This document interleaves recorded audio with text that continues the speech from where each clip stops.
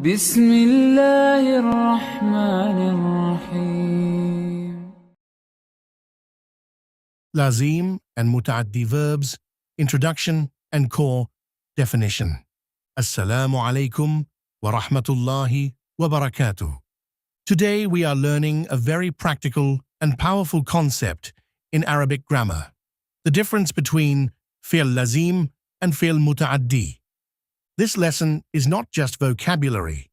It directly affects how we analyze sentences, how we identify mafool bihi, and how we understand Qur'anic structure.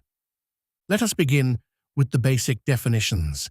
A fi'l lazim, an intransitive verb, is a verb whose meaning is complete without an object. The action does not pass on to something else. For example, Zahab al-waladu, the boy went. The verb went does not need anything after it. We do not ask, went what? The meaning is already complete, so the verb zahaba is lazim. Now compare this with a fi'l muta'addi, a transitive verb. A transitive verb is one whose meaning is incomplete unless an object is mentioned. The action must pass on to something. For example, Katala Dawudu Jaluta, Dawud killed Jalut. If we only say Dawud killed, the sentence feels incomplete. We immediately ask, killed whom? The verb requires an object, so the verb killed is muta'addi. Now here is the practical test, and this is extremely important.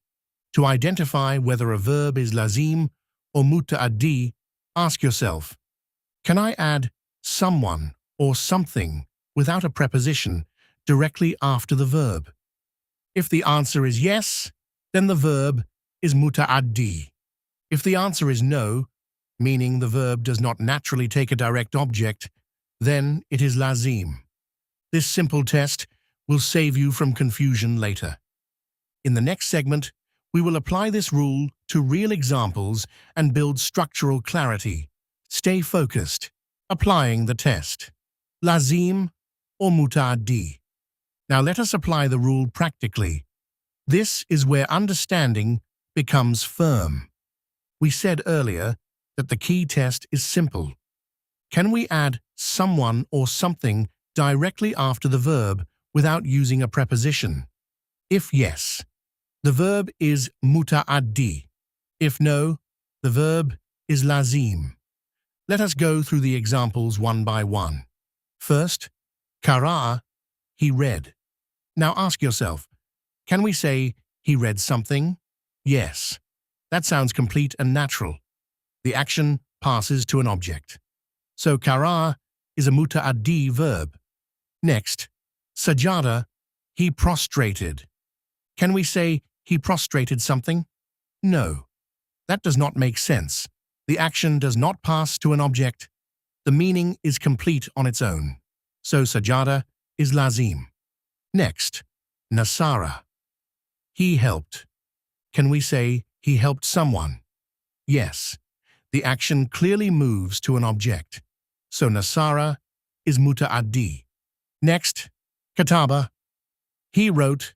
Can we say he wrote something? Yes. So this is also muta'addi. Finally, jalasa. He sat. Can we say he sat something? No. The meaning is complete. So jalasa is lazim. Notice the pattern. Transitive verbs naturally demand an object. Intransitive verbs do not. This distinction is extremely important when identifying mafool bihi later. If a verb is lazim, you should not expect a direct object unless something changes the structure. In the next segment, we will see the structural difference between lazim and muta'addi in sentence form. Structural difference between lazim and muta'addi. Now we move from examples to structure. This is where the concept becomes fully clear. The real difference between lazim and muta'addi is not just meaning, it is sentence construction. A fi'l lazim forms a complete sentence with just two parts. Fi'l plus fa'il. For example, jalasal waladu, the boy sat. We have a verb and a doer. That is enough. We are not able to add a direct object after it. The action does not pass to anything. So structurally, lazim verbs do not require a maf'ul bihi. Now look at a fi'l muta'addi.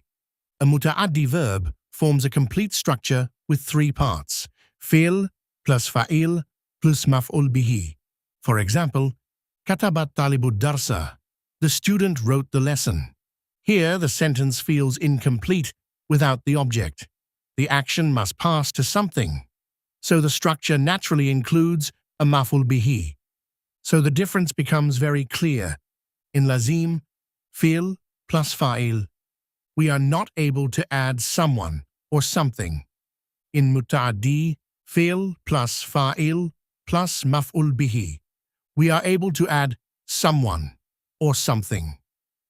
This structural awareness is extremely important. When analyzing Quranic verses, you must always ask, does this verb require an object? If yes, look for the mafool. If no, the meaning is already complete. In the next segment, we will see something even more important, that sometimes the same verb can behave as both lazim and muta'addi depending on the sentence. Student identification, an important final principle. Now we move to practice. This is where students must begin thinking independently. You have a list of verbs. Dahaba, went. Kataba, wrote. Samia, heard. Fataha, opened. Akala, ate. Qara'a, read. Fahima, understood. Tabaka, cooked. Shariba, drank. Darasa, studied. Amila, worked. Sa'ala, asked. Your task is simple. Apply the test. Ask yourself, can I add someone or something directly after the verb without a preposition? For example, dahaba, went. Can we say went something? No. So it is lazim. Kataba, wrote. Can we say wrote something? Yes. So it is muta'addi. Samia, heard. Heard what? Yes, something. So it is muta'addi. Amila, worked.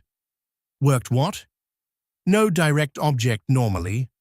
So lazim. This is how you train your instinct. Now comes a very important principle, and this is advanced. The same verb can sometimes be lazim or muta'addi, depending on whether an object is attached. Look at this example. Dakhalal waladu. The boy entered. Here, the meaning is complete. No object is mentioned, so it functions as lazim.